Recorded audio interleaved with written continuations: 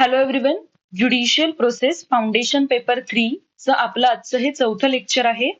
या आधीच्या 3 लेक्चरमध्ये आपण ज्युडिशियल प्रोसेसचं ओव्हरव्ह्यू घेतलेला आहे, न्यायिक प्रक्रिया काय असते हे समजून घेतलेलं आहे. त्याचबरोबर आपण पॉइंट स्टार्ट केला होता judicial process as an instrument of social order, आणि त्याच अंडर आज आपण balancing individual freedoms and collective welfare हा आपला टॉपिक बघणार आहोत. ओके, आता पर्टिक्युलरली तुम्हाला असा कोणताही पॉइंट सिलेबसमध्ये दिसणार नाही की balancing individual freedom and collective welfare. आपल्याला हे माहितीये की सोशल ऑर्डर थ्रू काय मेंटेन होणार आहे, ते कलेक्टिव्ह वेलफेअर मेंटेन होणार आहे आणि इंडिव्हिज्युअल फ्रीडम पण इन्श्युअर होणार आहे. म्हणजे सोशल ऑर्डर किंवा सामाजिक व्यवस्था आपण आहे असं कधी म्हणू शकतो जिथे इंडिव्हिज्युअल फ्रीडम आहे आणि कलेक्टिव्ह वेलफेअर पण आहे.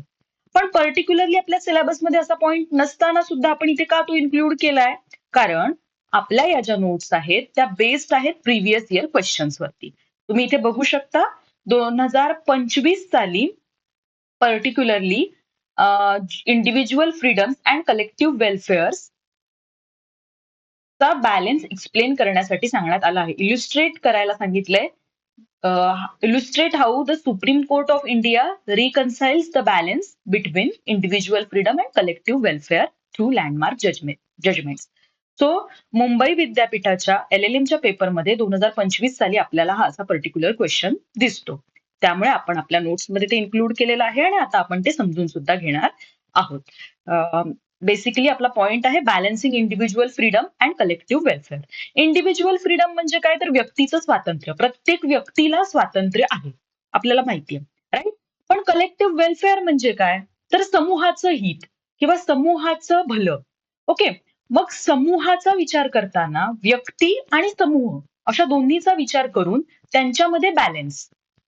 आता हा का महत्वाचा आहे, कशासाठी महत्वाचा आहे आणि हे याच्यामध्ये ज्युडिशरीची काय भूमिका आहे ते आपण बघणार आहोत.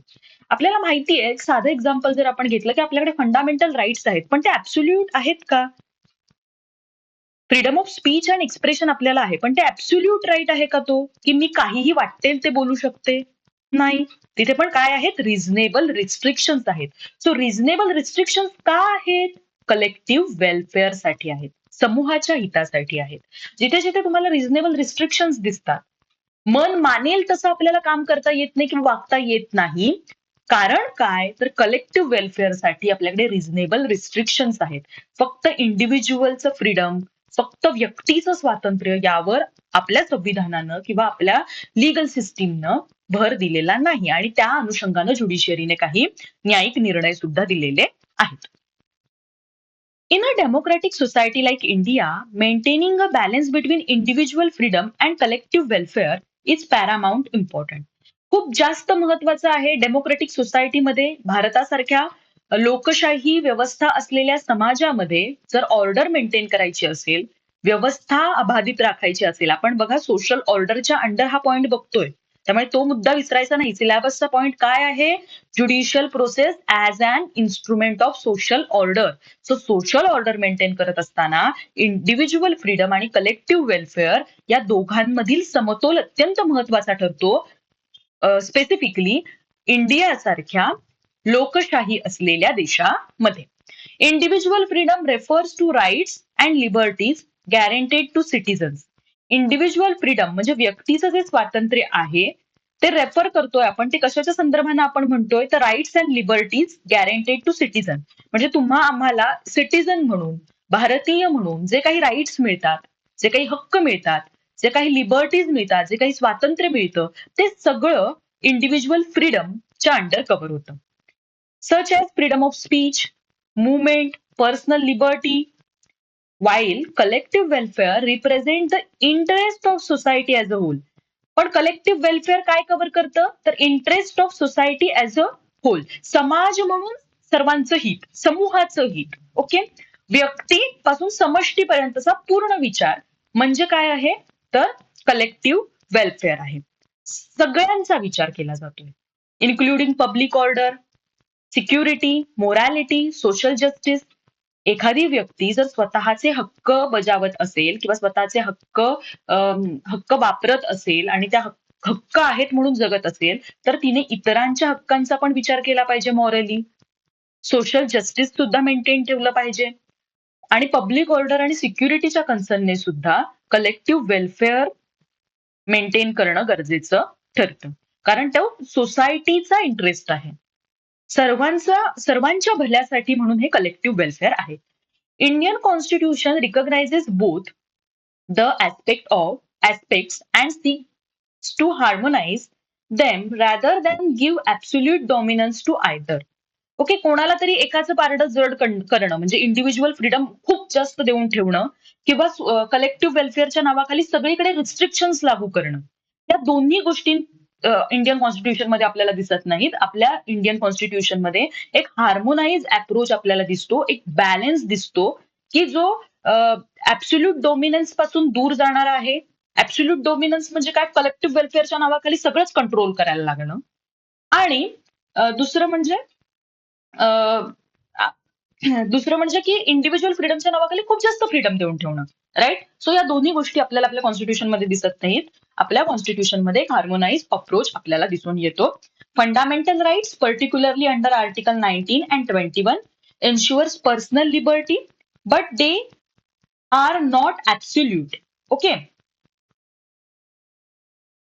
फंडामेंटल राईट्स जे आहेत ते ऍब्सोल्यूट नाहीये. जसं मी सांगितलं 1921 अंडर आपल्याला पर्सनल लिबर्टी मिळते, freedom of speech and expression freedoms मिळतात. पण हे सगळं असताना सुद्धा ते ऍब्सोल्यूट नाहीये, तर सब्जेक्ट टू रिझनेबल रिस्ट्रिक्शन आहे. आणि interest to general public. General पब्लिकचा इंटरेस्ट जर या गोष्टींमुळे फ्रीडम्समुळे किंवा फंडामेंटल राईट्समुळे जर व्हायोलेट होत असेल, जनरल पब्लिकच्या इंटरेस्टवरती बाधा येत असेल, सिक्युरिटीचा कन्सर्न असेल, पब्लिक मोरॅलिटीचा कन्सर्न असेल, तर इथे आपल्याला रिझनेबल रिस्ट्रिक्शन्स दिसून येतात. The need for balance arises because unrestricted individual freedom may lead to disorder and conflict. आता हा बॅलन्स का गरजेचा आहे? जर अनरिस्ट्रिक्टेड इंडिव्हिज्युअल फ्रीडम दिलं की सर्वजण एकदमच अनरिस्ट्रिक्टेड वेनी काय आहेत? स्वतंत्र आहेत. कुणावर कोणत्याही प्रकारचं बंधन नाही, कोणत्याही प्रकारचं रिस्ट्रिक्शन नाही, कोणत्याही प्रकारची आडकाठी कोणतीही गोष्ट करताना नाही, असं जर आपण केलं तर काय होईल? डिसऑर्डर होऊ शकते. तो सोशल ऑर्डर जी आहे, सामाजिक व्यवस्था जी आहे, बघा हे सगळं व्यवस्थेच्या बळावर चाललेलं असतं. प्रत्येक व्यक्तीला जे वाटतं त्यापेक्षा व्यवस्था काय म्हणते याला इथे जास्त महत्व दिलं जातं. कारण जास्त महत्वापेक्षा बॅलन्स साधला जातो यामध्ये. कारण नाहीतर डिसऑर्डर होईल आणि कॉन्फ्लिक्ट अराईज होऊ शकतं. Where excessive emphasis on collective welfare may result in authoritarian control and suppression of liberties. बघा यातलं कोणतंही पारडं म्हणजे कलेक्टिव्ह वेलफेअरचं असेल किंवा इंडिव्हिज्युअल फ्रीडमचं असेल, कोणतंही पारडं जरा जरी जास्त वर खाली झालं तर काय होऊ शकतं? एकतर जर इंडिव्हिज्युअल फ्रीडम खूप जास्त दिलं तर डिसऑर्डर आणि कॉन्फ्लिक्ट तयार होऊ शकतो.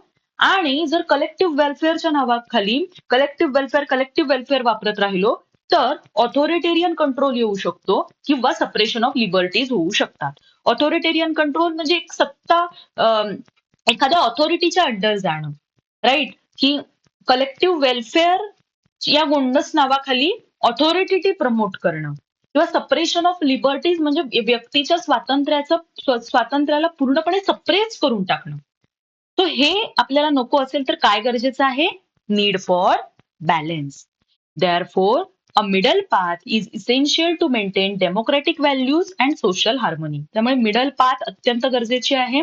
डेमोक्रेटिक व्हॅल्यूज आणि सोशल हार्मोनी दोन्हीला जर प्रमोट करायचं असेल, प्रोटेक्ट करायचं असेल.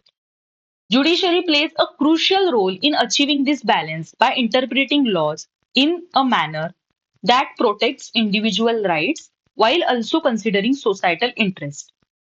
ज्युडिशरी जी आहे ती यामध्ये अत्यंत महत्वाची भूमिका बजावताना आपल्याला दिसून येते. कशाच्या संदर्भात? लॉचं इंटरप्रिटेशन करणं आणि इंडिव्हिज्युअल राईट्सला प्रोटेक्ट करणं आणि त्याचबरोबर सोसायटल इंटरेस्टवरती सुद्धा कन्सिडरेशन देणं. सो हे सोसायटल इंटरेस्टकडे सुद्धा कन्सिडरेशन देणं. सो हे सगळं ज्युडिशरी करताना आपल्याला दिसून येते. कशाच्या माध्यमातून? Through judicial review courts examine whether state actions unjustifiably interfere with personal freedoms or are necessary for the greater good. Judicial रिव्ह्यूच्या माध्यमातून ज्युडिशरी काय करते किंवा कोर्ट्स काय करतात, तर स्टेटच्या ज्या ऍक्शन्स आहेत त्या एक्झामाइन केल्या जातात, रिव्ह्यू केल्या जातात आणि त्यातून हे पाहिलं जातं की जर त्या स्टेटच्या ऍक्शन्स आहेत त्या अनजस्ट तर नाहीयेत towards personal freedom or are necessary for greater good, की त्या गरजेच्या आहेत समाजाच्या हितासाठी. म्हणजे बघा, इंडिव्हिज्युअल फ्रीडमला हॅम्पर तर करत नाहीये ना, आणि त्याचबरोबर सोशल वेलफेअर किंवा कलेक्टिव्ह वेलफेअरला सुद्धा प्रमोट करतायत ना. या दोन्ही गोष्टी ज्युडिशियल रिव्ह्यूच्या माध्यमातून चेक केल्या जातात कोर्टाच्या माध्यमातून.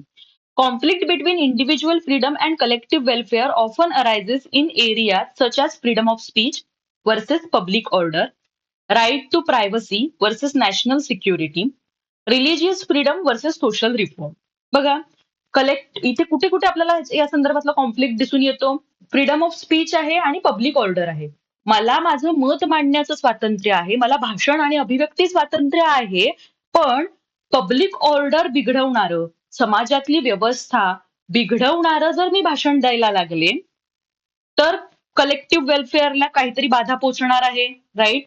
Freedom of speech versus public order, right to privacy versus national security. Right to privacy काय आहे? राईट टू प्रायव्हसी, मला माझ्या गोष्टी प्रायव्हेट ठेवण्याचा अधिकार आहे अंडर आर्टिकल 21. पण त्याचबरोबर मी माझ्या गोष्टी प्रायव्हेट ठेवते, पण नॅशनल सिक्युरिटीचा कन्सर्न येऊ शकतो यामध्ये. कुठल्याही चुकीच्या गोष्टी सिक्रेट ठेवल्या जाऊ शकतात प्रायव्हसीच्या नावाखाली. So right to privacy versus national security हा कॉन्फ्लिक्ट आपल्याला दिसतो. त्याचबरोबर religious freedom versus social reforms. Religious freedom म्हणजे धार्मिक स्वातंत्र्य विरुद्ध सामाजिक बदल किंवा सामाजिक सुधारणा. ओके. रिलिजियस फ्रीडम, आमचा रिलिजन आम्हाला काहीतरी सांगतो म्हणून रिलिजियस फ्रीडम आहे, इंडियन कॉन्स्टिट्यूशन मध्ये फंडामेंटल राईट आहे. पण जर ते रिलिजियस गोष्टी जर सोशल रिफॉर्म्सच्या आडी येत असतील, समाजामध्ये बदलासाठी, समाजामध्ये सुधारणेसाठी आडी येत असतील, तर तिथे कॉन्फ्लिक्ट तयार होऊ शकतो. कलेक्टिव्ह समाजाचा समूह म्हणून हित कशात आहे? सोशल रिफॉर्म्स मध्ये आहे. राईट. पण जर रिलिजियस फ्रीडम्सचा आपण विचार केला तर इथे आपल्याला कॉन्फ्लिक्ट दिसून येतो.